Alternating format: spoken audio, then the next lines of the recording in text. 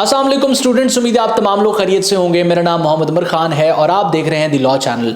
आज के इस वीडियो में हम डिस्कस करने वाले हैं कि वो तमाम स्टूडेंट्स जो लॉ एडमिशन टेस्ट को प्रिपेयर कर रहे हैं वो इस टेस्ट में 85 के स्कोर को कैसे टच कर सकते हैं या 85 प्लस जो है वो इस लॉ एडमिशन टेस्ट में कैसे स्कोर कर सकते हैं। मैं आपको ये श्योर करवाता हूं कि अगर आप इस वीडियो को लास्ट तक देखते हैं और इसमें बताए हुए तमाम पॉइंट्स को फॉलो कर लेते हैं तो बासानी आप 85 प्लस लॉ एडमिशन टेस्ट में स्कोर कर सकते हैं। लैट का टेस्ट कोई ऐसा टेस्ट नहीं जो अनप्रेडिक्टेबल हो, अनसर्टेन उसका सिलेबस हो। इसका एक डिफाइंड सिलेबस है और सबसे बड़ी बात, ये सारा सिलेबस आप इंटरमीडिएट की बुक्स में पढ़ के आते हैं। इस वीडियो को कम वक्त में कंप्लीट करने के लिए और मुकम्मल कंसेप्ट लेने के लिए आपने इस वीडियो को 1.5x या 1.75x पे इसकी स्पीड को कर लेना है ताकि कम वक्त में आप पूरी वीडियो देख सकें। तो फिर कौन सी ऐसी चीज है जिसकी वजह से स्टूडेंट्स लैट को क्लियर नहीं कर पाते या अपने डिजायर्ड स्कोर को अचीव नहीं कर पाते? इन तमाम चीजों का आंसर आपको इस वीडियो में मिलने वाला है। तो इस स्कोर को अचीव करने के लिए सबसे पहली चीज जो आपने करनी है वो ये कि आपने सिलेबस को मास्टर कर लेना है। अब मास्टर करने से मुराद क्या है? आपको पता होना चाहिए कि लॉ एडमिशन टेस्ट में अगर इंग्लिश का सब्जेक्ट 20 मार्क्स की वेटेज रखता है तो इसमें कौन से क्वेश्चंस आपसे पूछे जाएंगे। अब ये आप कैसे करेंगे? ये आप पास्ट पेपर्स को अपने सामने रख के करेंगे। आपको अंदाजा हो जाएगा कि इंग्लिश के सेक्शन में आपसे सिनोनिम्स पूछे जाते हैं, आपसे एंटोनिम्स पूछे जाते हैं और इनको पूछे जाने का तरीका क्या होता है। उसके बाद आपको अंदाजा हो जाएगा कि आपसे प्रपोजिशंस पूछी जाती हैं और कॉन्टेक्स्ट बेस ग्रामर के क्वेश्चंस पूछे जाते हैं। पास्ट पेपर से जब आप इन क्वेश्चंस को मास्टर कर लेंगे उसके बाद किसी भी रिसोर्स से इसी तरह के आइडेंटिकल क्वेश्चंस को प्रिपेयर करना आपके लिए बहुत आसान होगा। स्टूडेंट हमेशा जब तैयारी स्टार्ट करते हैं तो इररिलेवेंट स्टफ को पढ़ते रहते हैं। कोई रैंडम पीडीएफ से पढ़ना स्टार्ट कर देता है, कोई इंटरनेट पर मौजूद वेबसाइट को स्क्रॉल करना लग जाता है, इररिस्पेक्टिव ऑफ दैट कि वो वेबसाइट जिससे वो पढ़ रहा है क्या उसमें मौजूद क्वेश्चंस लैट के पैटर्न पे आ रहे हैं या वो किसी और एग्जाम के लिए डिजाइन किए गए हैं। तो अगर आप सिलेबस को मास्टर कर लेंगे तो आपके लिए बड़ा ही आसान होगा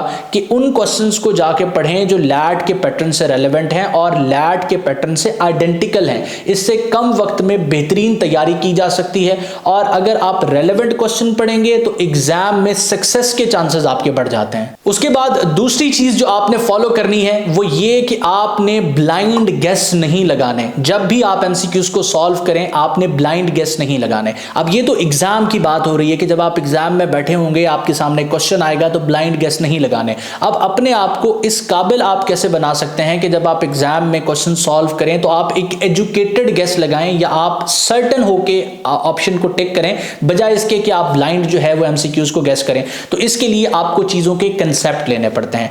जब भी आप पाकिस्तान स्टडीज को प्रिपेयर करें, आप जनरल नॉलेज को प्रिपेयर करें, आप इस्लामिक स्टडीज को प्रिपेयर करें, आप इन सब्जेक्ट के कंसेप्ट लेने की कोशिश करें। फॉर एन एग्जांपल, एक सवाल पढ़ा जाता है स्टूडेंट की तरफ से कि पाकिस्तान का पहला आइन 1956 का है, दूसरा आइन 1962 में आया और तीसरा आइन जो कि मौजूदा आइन है वो 1973 का है। अब स्टूडेंट अगर इसको क्रैम करने लग जाएगा और ये सोचेगा ये तो डेट्स हैं तो फिर वो कभी भी इसमें कामयाब नहीं हो सकेगा कि वो ब्लाइंड गेस से अपने आप को बाहर लेके आए। तो इसको एक स्टोरी के तौर पे उसने प्रिपेयर करना है कि पाकिस्तान जो है आइन सबसे पहले वो देखेगा कि क्या है और एक रियासत को इसकी जरूरत क्यों होती है। जब वो कॉन्स्टिट्यूशन के डेफिनेशन से अवेयर हो जाएगा कि किसी भी रियासत को चलाने के लिए एक डॉक्यूमेंट चाहिए होता है और उस डॉक्यूमेंट में ये लिखा होता है कि इस रियासत के अंदर प्रेसिडेंट कौन होगा, कैसे मुंतखब होगा, इस रियासत के अंदर जो फॉर्म ऑफ गवर्नमेंट है वो कैसी होगी, जुडिशरी कैसी होगी, कैसे काम करेगी। तो एक रियासत को चलाने का मैकेनिज्म प्रोवाइड किया जाता है कॉन्स्टिट्यूशन के अंदर। जब वो इस चीज से अवेयर हो जाएगा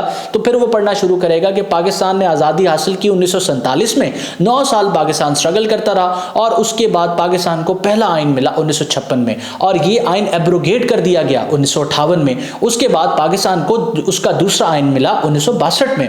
अब 62 में आइन किसने दिया? अगर ये सारी चीजें वो कंसेप्ट लेके एक स्टोरी के तौर पे पढ़ेगा तो बाआसानी वो चीजों का कंसेप्ट ले सकेगा। और अगर आप कंसेप्ट लेके ही प्रिपेयर करना चाहते हैं तो प्रिपेयर करने के लिए सबसे बेहतरीन रिसोर्स आपके पास दो फॉर्म में एग्जिस्ट करती है। पहली रिसोर्स है एलिमेंट्स ऑफ लैट। इसका 11th एडिशन मार्केट में मौजूद है, करीब 3 स्टोर से आप इसकी कॉपी हासिल कर सकते हैं। अगर आप स्टूडेंट्स लाहौर से हैं तो ये मार्केट में अवेलेबल है, कराची में ये मार्केट में अवेलेबल है और बाकी मेजॉरिटी सिटीज़ में ये मार्केट में अवेलेबल है। अगर आप इसकी कॉपी आपको मार्केट से नहीं मिलती तो स्क्रीन पर मौजूद व्हाट्सएप नंबर को इस्तेमाल करके आप इसकी हार्ड कॉपी घर बैठे हासिल कर सकते हैं। मजीद बना आपके लिए दूसरी बेहतरीन रिसोर्स जिसमें इन तमाम चीज़ों के कंसेप्ट्स वीडियो लेक्चर्स की फॉर्म में आपको दिए जाते हैं, वो द लॉ अकेडमी का प्रिपरेटरी कोर्स है जिसपे 25 जनवरी 2026 के लैट के लिए हम 25% डिस्काउंट ऑफर कर रहे हैं, तो आप उसको भी ज्वाइन कर सकते हैं। अब वो कोर्स आपको कैसे फैसिलिटेट करता है, उसमें क्या चीज़ें होती हैं, ये सारा एक ओवरव्यू मैंने एक वीडियो में दिया हुआ है, उसका लिंक आपको डिस्क्रिप्शन में मिल जाएगा, आई बटन में वीडियो शो हो रहा है, आप एक बार उसको देख लेंगे। अगर आप सेटिस्फाई हो, आपको लगे कि आपको इस रिसोर्स से प्रिपेयर करना चाहिए तो आप उस पर रिलाई कर सकते हैं। अब इस दूसरी चीज को जब आप फॉलो कर लेंगे कि चीजों के कंसेप्ट लेके पढ़ेंगे, तो तीसरी और सबसे इंपॉर्टेंट चीज आती है प्रैक्टिस। अब प्रैक्टिस चाहे रिटन सेक्शन की हो, प्रैक्टिस चाहे एमसीक्यूज की हो, प्रैक्टिस हमेशा इंसान को बेहतर बनाती है। आप गलती करेंगे, गलती से सीखेंगे, उसको इंप्रूव करेंगे।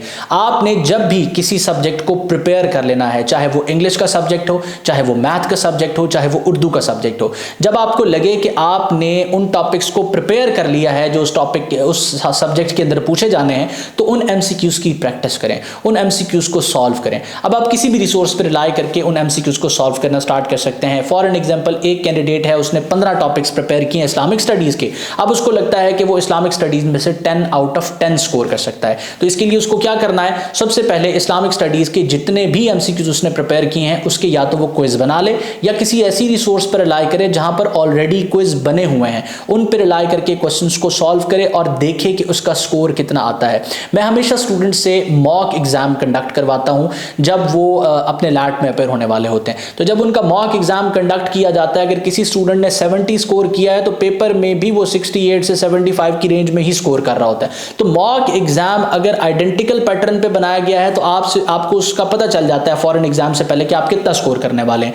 तो प्रैक्टिस करनी है आपने, और सिर्फ एमसीक्यूज की नहीं बल्कि रिटन सेक्शन की भी प्रैक्टिस करनी है। और रिटन सेक्शन तो एक ऐसा पार्ट है लॉ एडमिशन टेस्ट का जिसकी मार्क्स वेटेज 1/4 है। जब आप लॉ एडमिशन टेस्ट को प्रिपेयर करना स्टार्ट करें, पहले ही दिन से आखिरी दिन तक रेगुलर बेसिस पे रिटन सेक्शन की आप प्रैक्टिस करते रहें, ऐसे पर्सनल स्टेटमेंट लिखते रहें, क्योंकि हमारे स्टूडेंट्स ना लिखने की वजह से और क्रिएटिव राइटिंग हमें करवाई नहीं जाती, वो ना करने की वजह से लैट में उस तरीके से परफॉर्म नहीं कर पाते। तो आपने एमसीक्यूज की प्रैक्टिस कैसे करनी है, मॉक्स को सॉल्व करके, और रिटन सेक्शन की प्रैक्टिस कैसे करनी है, रेगुलर बेसिस पे लिख के और उसको किसी को चेक करवा के। अगर आप चेक नहीं करवाएंगे तो उस लिखने का कोई फायदा नहीं होगा, आपको पता ही नहीं चलेगा आपकी मिस्टेक्स क्या हैं। जो मिस्टेक्स हो उसको अगले दिन आपने इंप्रूव करना है, तभी बेहतरी आ सकेगी। चौथे नंबर पर जो सबसे इंपॉर्टेंट चीज है वो है time management. Time management when you are preparing for law admission test and time management when you appear in law admission test. आपने जब प्रैक्टिस करनी है, जब प्रिपेयर करना है, तो प्रिपेयर करते हुए भी आपकी टाइम मैनेजमेंट होनी चाहिए कि आपके पास अगर 10 दिन बचे हैं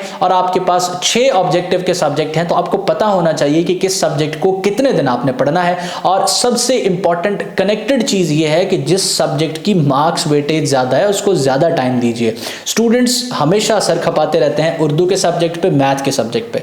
मैं ये नहीं कह रहा कि ये सब्जेक्ट इररिलेवेंट है, इन सब्जेक्ट्स की मार्क्स वेटेज है, लेकिन ये 2 सब्जेक्ट सिर्फ और सिर्फ 15 स्कोर के हैं। और उर्दू में भी सबसे ज्यादा उनको परेशान करती है ग्रामर, और ग्रामर आएगी 5 से 6 नंबरों की, तो कुल मिला के 10 नंबर के लिए वो अपना 90 मार्क्स का पोर्शन सेक्रीफाइस कर देते हैं। मैथ हमने प्रिपेयर नहीं की जी, मैं प्री मेडिकल करके आया हूं, मैथ तो मुझसे प्रिपेयर नहीं होगी, तो 5 नंबर की है, अगर आप फॉर एग्जांपल उसमें से 2 भी स्कोर कर लेते हैं तो बाकी जो आपका सब्जेक्ट रहता है, जो बाकी सेक्शन है, उसको प्रिपेयर करने पे फोकस करें। तो आपने जब प्रिपेयर करना है उस दौरानिया में आपने टाइम को मैनेज करना है कि किस सब्जेक्ट को कितना टाइम देना चाहिए, और जब आप लैट में अपेयर होंगे तब भी ऑब्जेक्टिव को सॉल्व करते हुए और सब्जेक्टिव को सॉल्व करते हुए टाइम को मैनेज करना है ताकि मैक्सिमम स्कोर कर सकें। प्रिपेयर करना एक तरफ, प्रिपेयर करने के बाद जब एग्जाम में आप बैठे होते हैं उस वक्त आप अच्छा परफॉर्म करते हैं तो आपकी सारी प्रिपरेशन को 4 चांद लग जाते हैं। वरना आपने अच्छा प्रिपेयर भी किया हो, अगर एग्जाम डे पे आप मैनेज नहीं कर पाते टाइम को, तो आप उस तरह का स्कोर अचीव नहीं कर पाते जिसकी आपने प्रिपरेशन की होती है। 5वें और सबसे आखिरी नंबर पर हम डिस्कस करेंगे रिवीजन को। रिवीजन एक ऐसी चीज है जो आप चाहे लैट के लिए प्रिपेयर करें, चाहे इंटरमीडिएट एग्जाम के लिए प्रिपेयर करें, या फिर आप LLB में एडमिशन लेके अपना जो फाइनल एग्जाम होगा उसको देने की बात करें, रिवीजन हर एग्जाम में एक स्टूडेंट के लिए जरूरी होती है। आप तभी बेहतर परफॉर्म कर सकते हैं जब वो तमाम चीजें जो आपने प्रिपेयर कर ली हैं उन पर आपकी एक अच्छी कमांड हो। इमेजिन करें कि एक स्टूडेंट ने सारी किताब पढ़ ली है लेकिन वो किसी भी चीज को रिवाइज नहीं करता, और जितनी चीजें उसने पढ़ी हैं सिर्फ और सिर्फ 30% हिस्सा उसको याद रह जाता है। एग्जाम में डेफिनेटली फिर उसकी परफॉर्मेंस 30% होगी। और एक कैंडिडेट जिसने सिर्फ और सिर्फ 60% सिलेबस कवर किया लेकिन 60% को अच्छे तरीके से रिवाइज किया और उसकी कमांड अच्छी है, तो एग्जाम में उसकी परफॉर्मेंस भी 60% होगी। तो रिविजन एक इंपॉर्टेंट एलिमेंट है। जब भी आपके पास टाइम अवेलेबल हो, आपके पास जितना भी टाइम अवेलेबल है प्रिपेयर करते हुए, आपने उसमें रिविजन के लिए 2 दिन, 4 दिन, 5 दिन, 1 हफ्ता, depending on the time you have, जरूर रखना है रिविजन के लिए टाइम। और रिविजन और स्केड्यूल कैसे आप मेंटेन कर सकते हैं, कैसे अपने लिए एक स्केड्यूल डिजाइन कर सकते हैं, वो आपको इस वक्त आप एक वीडियो देख रहे होंगे। इस वीडियो में आपको रिविजन के हवाले से, स्केड्यूल के हवाले से बताया गया है। मैं उम्मीद करता हूं ये लेक्चर आपके लिए हेल्पफुल रहा है। अपना बहुत सारा ख्याल रखिएगा, दुआ में मुझे और मेरी टीम को जरूर याद रखिएगा। अल्लाह हाफिज।